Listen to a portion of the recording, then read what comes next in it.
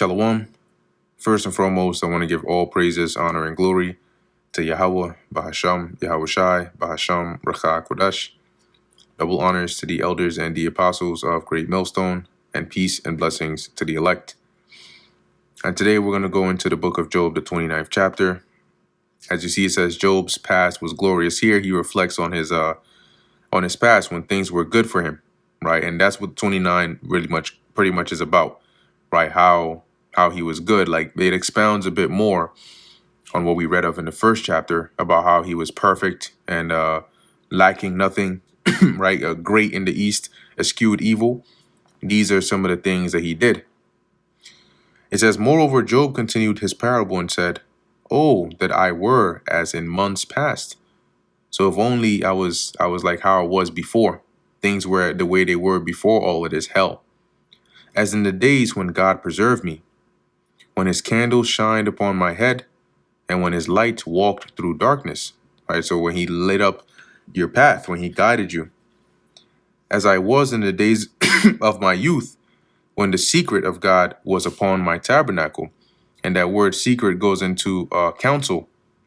Okay, so it's saying here he's saying here when the counsel of God, right, was upon his tabernacle, upon his habitation, where everything was going good for him. When the Almighty was yet with me, when my children were about me. See, so when the Lord was giving him those blessings, when he felt like the Lord was near and dear to him, when his children were still alive with him, when I washed my steps with butter, and the rock poured me out rivers of oil. And in the NLT says here, that's just another way of saying that he had an abundance of it, right? So NLT says, my cows produced milk in abundance, and my groves poured out streams of olive oil. When I went out to the gate through the city, when I prepared my seat in the street, right? So because in that area, that's like taking a seat amongst those that are reverenced, like the elders, right? The young men saw me and hid themselves, meaning they gave way, right? And they saw him. And the aged rose and stood up out of respect. The princes refrained talking and laid their hand on their mouth. So when Job was around, everybody just hushed up to hear what he would say. The nobles held their peace, and their tongue cleaved to the roof of their mouth. When the ear heard me, then it blessed me. And when the eye saw me, it gave witness to me. So all those that heard him, they blessed him, right? For his wisdom, for his godliness, for all of those. And as it says, when I saw me, it gave witness to me. NLT says, all who heard me praised me. All who saw me spoke well of me. Because I delivered the poor that cried, and the fatherless, and him that had none to help him. The blessing of him that was ready to perish came upon me, and I caused the widow's heart to sing for joy. So him that was ready to perish, by Job coming to his aid and delivering him, he blessed him, right? The blessing of him that was ready to perish came upon me. And I caused the widow's heart to sing for joy. I put on righteousness, and it clothed me. My judgment was as a robe and a diadem, right? So he lived a godly life. He lived a righteous life.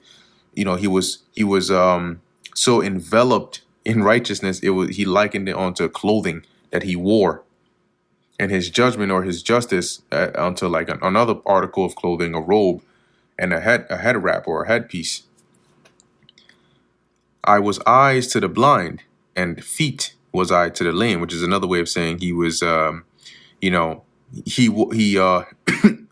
he gave to those that were lacking, right? So like being eyes to the blind is like providing what whoever it is was lacking, right? If the blind didn't have eyes, whatever they needed, he would provide for them. I was a father to the poor, and the cause which I knew not, I searched out. And when you go into that, as it says in the NLT, I was a father to the poor and assisted strangers who needed help.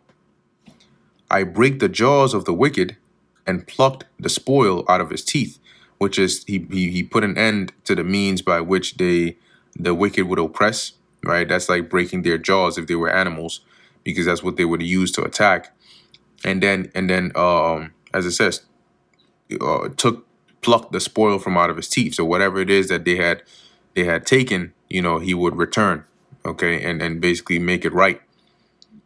Then I said, I shall die in my nest, and I shall multiply my days as the sand.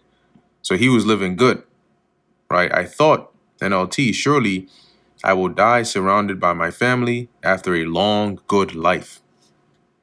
My root was spread out by the waters, and the dew lay all night upon my branch.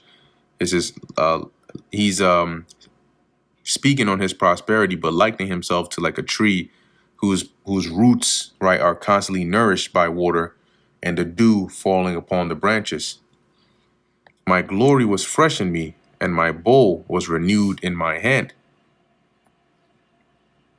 So it says here, new honors are constantly bestowed on me, and my strength is continually renewed. Unto me men gave ear, and waited, and kept silence at my counsel. So people would listen and be quiet to hear what he would say. After my words they spake not again, and my speech dropped on them. So after he would speak, nobody would add on, because whatever he would say would be sufficient. And they waited for me as for the rain, and they opened their mouth wide as for the latter rain.